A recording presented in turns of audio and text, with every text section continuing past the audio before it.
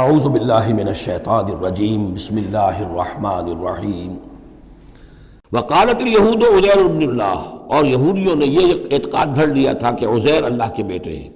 وقالت النصارى المسیح ابن اللہ، اور نصارہ نے یہ عقیدہ گھڑ لیا کہ مسیح اللہ کے بیٹے ہیں۔ ذالک قولہم بافواہہم، یہ ان کی منہ سے باتیں ہیں جو نکلی ہیں، ان کی کوئی حقیقت نہیں ہے۔ یظاہرون قول الذین کفروا من قبل، یہ ریس کر رہے ہیں، نقل کر رہے ہیں ان لوگوں کی باتوں کی کہ جو ان سے پہلے جنہوں نے کفر کیا تھا۔ یہ میں اشارہ کر چکا تھا کہ متھرائزم یہ ایک مذہب تھا پرانا، اور خاص طور پر مصر اس کا بہت بڑا مرکز تھا۔ تو جب یہ سینٹ پال نے جب تبلیغ شروع کی ہے عیسائیت کی، اور وہ وہاں سے پھر بات جو ہے آگے بڑھی ہے، اور جینٹائلز کے اندر بھی تبلیغ اس نے شروع کی، تو اس نے پھر اپنے مذہب میں ایسے اعتقادات شامل کر لیے کہ یہ جو دوسرے مذہب کے لوگ ہیں وہ آسانی سے ہمارے اس مذہب میں عیسائیت میں آ جائیں۔ تو جو تثلیث مصر میں پہلے سے موجود تھی، اسی تثلیث کے نام بدل دیے۔ مصر میں تثلیث تھی God the father, Horus the son of God, and Isis the God mother.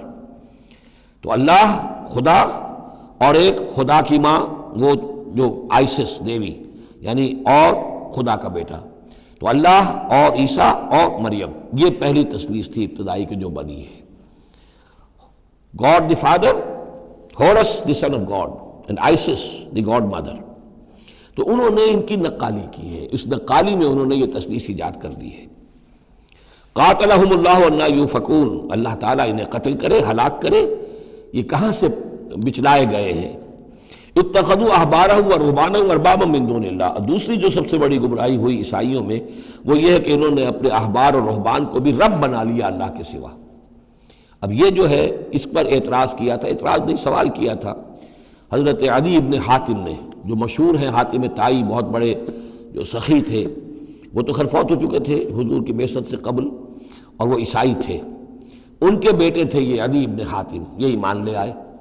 لیکن ایک روز انہوں نے حضور سے پھر یہ کہا کہ حضور یہ بات کچھ سمجھ میں نہیں آئی، قرآن کہتا ہے کہ ہم نے بحیثیت عیسائی اپنے احبار اور رہبان کو اپنا خدا بنا لیا، ارباب بنا لیا، تو ایسی بات تو نہیں ہے، تو اس کا مفہوم کیا ہے؟ تو آپ نے فرمایا کیا یہ صحیح نہیں ہے کہ جس شے کو وہ حلال کہہ دے تم حلال مان لیتے ہو، جس شے کو وہ حرام کہہ دے تم حرام مان لیتے ہو؟ کہ جی یہ تو ہے، تو یہی تو خدا بنا مان لینا ہے۔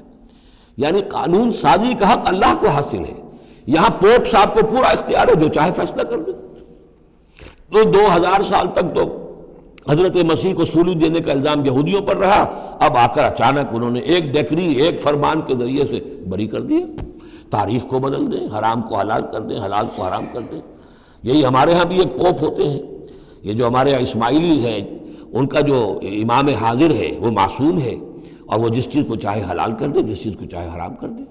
انہوں نے بھی شریعت ساخت کی ہوئی ہے، اسماعیلیوں پر شریعت نہیں ہے۔ ایک اسماعیلی وہ ہیں جو ہنزا وغیرہ میں رہتے ہیں، ان کے ہاں شریعت ہے، یہ پرانے اسماعیلی ہیں کہ جو باہر سے آ کر یہاں پر آباد ہوئے تھے۔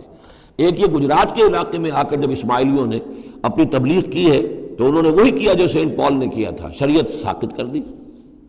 اور جو ہندوؤں کا عقیدہ تھا اس کے اندر 9 اوتار تھے، 9 اوتار آ چکے ہیں دنیا میں اللہ کے، ان کا کہ حضرت علی 10ویں اوتار ہیں، 10م اوتار، وہ 10م اوتار ان کے عقیدے میں شامل ہو گیا، اور جو ان کا امام حاضر ہے اسے پورا اختیار حاصل ہے، شریعت کی جس چیز کو چاہے منسوخ کر دے، جو چیز چاہے حرام قرار دے دے، جو چیز چاہے حلال قرار دے دے، یہ ہے دین۔